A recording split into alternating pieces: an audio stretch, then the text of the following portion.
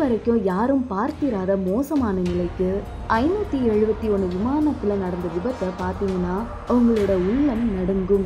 இயற்கையோட இந்த மாதிரி ஒரு குளறுபடியை நாம் இதுக்கு முன்னாடி அரிதாகவே நம்ம பார்த்துருப்போம். 571 விமானம் விபத்துக்குள்ளாகி பனிமலையில் தரையிறங்கியது. இது தரையை விட பல ஆயிரம் மடங்கு உயரமானது.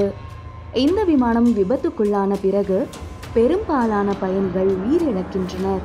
ஆனால் விபத்தில் உயிர் பிழைத்த பயணிகளோட உறவினர்களின் சதையை சாப்பிட்டே உயிர் பிழைக்க வேண்டும். இன்னைக்கான வீடியோ உங்களோட கல்லான மனசை கூட கரைய வச்சிரும். இன்னைக்கு வரலாற்றிலேயே மிக ஆபத்தான விபத்தை நம்ம கண்ணால் பார்க்க போகிறோம். அக்டோபர் 10, 1972 அன்னைக்கு தென்னாப்பிரிக்காவில் இருக்கிற ஒரு நகரத்திலிருந்து 571 விமானம் புறப்பட்டுச்சு. இந்த விமானம் சிலியோட தலைநகரமான ஜாண்டியோகாவை சென்றடைய வேண்டும். இங்கு வருவதற்கு சுமார் 3 மணி நேரம் ஆகும். இந்த விமானத்தில் 45 பேர் பயணம் செய்திருக்கிறாங்க. ஃப்ரெண்ட்ஸ், உங்களோட தகவலுக்காக ஆக்சுவலாக இந்த விமானம் ஆண்டஸ் மலைகள் வழியாக செல்ல இருந்தது. ஆனால் மோசமான வானிலை காரணமாக விமானி அர்ஜென்டினாவோட மெலிண்டா நகரில் அவசரமாக தரையிறக்கினார். இந்த விமானம் இரவு முழுவதும் இங்கேயே இருந்து அக்டோபர் 13, 1972 அன்னைக்கு இந்த விமானம் மீண்டும் அதோட இலக்கை நோக்கி பறக்கும். ஆனால் அடுத்த நாள் மதியம் வரைக்கும் கூட வானிலை தெளிவாக இல்லை. ஆனாலும் அந்த விமானத்தோட கேப்டன் இந்த மலைத்தொடரை கடக்க தயாராகிறாரு. ஏன்னா அவர் ஏற்கனவே சுமார் 29 முறை இந்த பாதையில் சென்று விமானத்தை பாதுகாப்பாக அதோட இலக்குக்கு கொண்டு சென்றுள்ளாராம். இந்த கான்ஃபிடென்ட் காரணமாக கேப்டன் பயப்படாம வானிலை முழுமையான அமைப்பிற்காக காத்திருக்காமல் அவர் விமானத்தை எடுக்கிறாரு. ஆக்சுவலாக மதியம் 2 மணி அளவில் விமானம் அதோட இலக்கை அடைய புறப்படும். இந்த விமானம் அர்ஜென்டினாவிலிருந்து இறுதி இலக்கான சாண்டியோகாவை அடைய 1 மணி நேரம் மட்டுமே ஆகும். ஆக்சுவலாக இந்த விமானத்தில் பயணம் செஞ்ச பயணிகளுக்கும் தங்களோட வாழ்நாளில் 1 மணி நேரம் மட்டும்தான் மிச்சம் இருக்குதுன்னு கூட தெரியாமல் இந்த பயணத்தில் அவங்களாம் புறப்படுறாங்க. அடுத்து என்ன நடக்கும் அப்படின்னு கூட அவங்க நினச்சி பார்க்கல. அர்ஜென்டினாவிலிருந்து இலக்கை அடைய சுமார் 1 மணி நேர பயண நேரமாகும். விமானி 18,000 அடி உயரத்தில் விமானத்தை பறக்க விட்டதுனால பார்வை வெகுவாக குறைந்தது.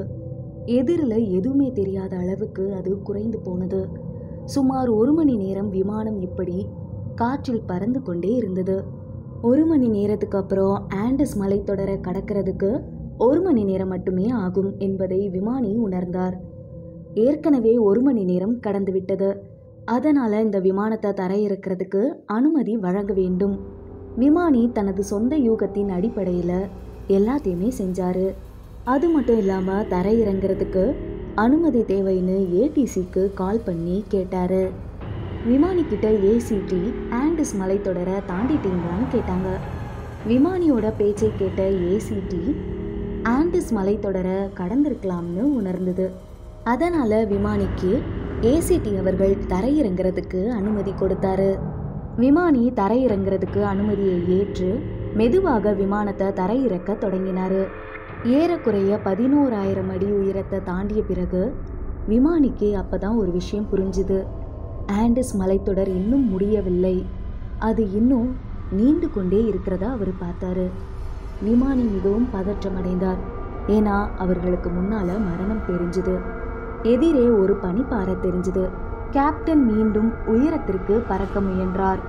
ஆனால் தோல்வியடைஞ்சுது. இந்த விமானத்தோட பின்பகுதி பனிமலையில மோதி பின்பகுதி உடைஞ்சுது. இதனால பின்னாடி உட்கார்ந்திருந்த 4 பயணிகளும் காற்றில் தூக்கி வீசப்பட்டனர். பனிப்பாறையில மோதியதில் விமானத்தில் இடது மற்றும் வலது இறக்கைகளும் உடைந்தது. இப்போ விமானத்தோட நடுப்பகுதி மட்டுமே எஞ்சியிருந்தது. பனிப்பாறையில முன்னோக்கி நகர்ந்து கொண்டிருந்தது.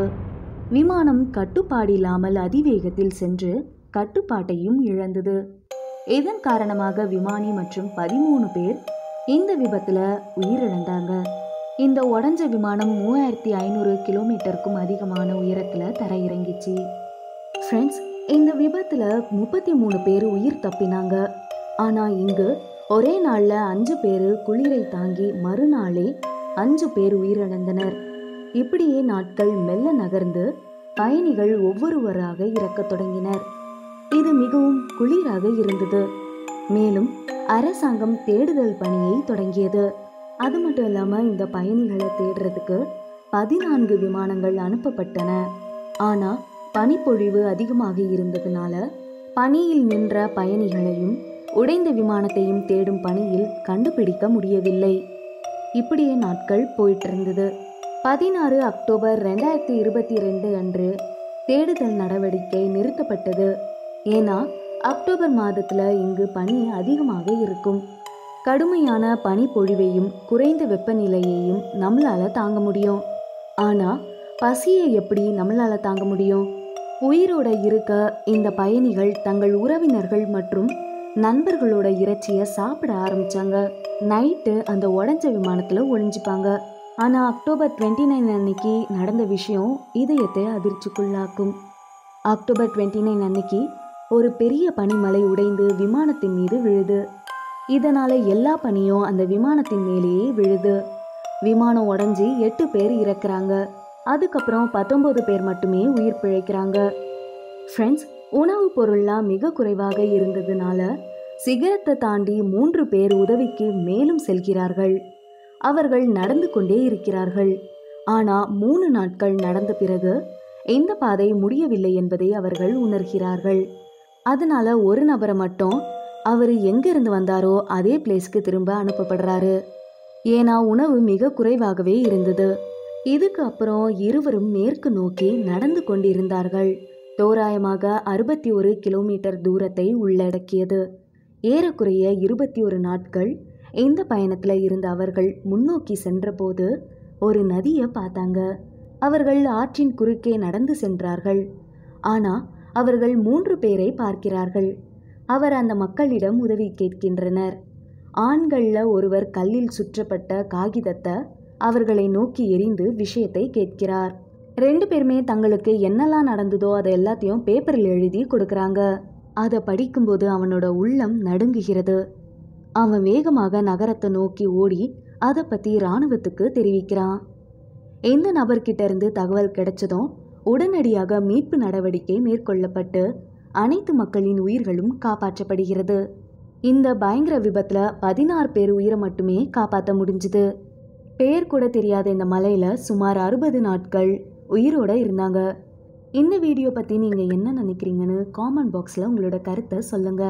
இன்னொரு வீடியோல பார்க்கலாம். அது வரைக்கும் பை பாய்.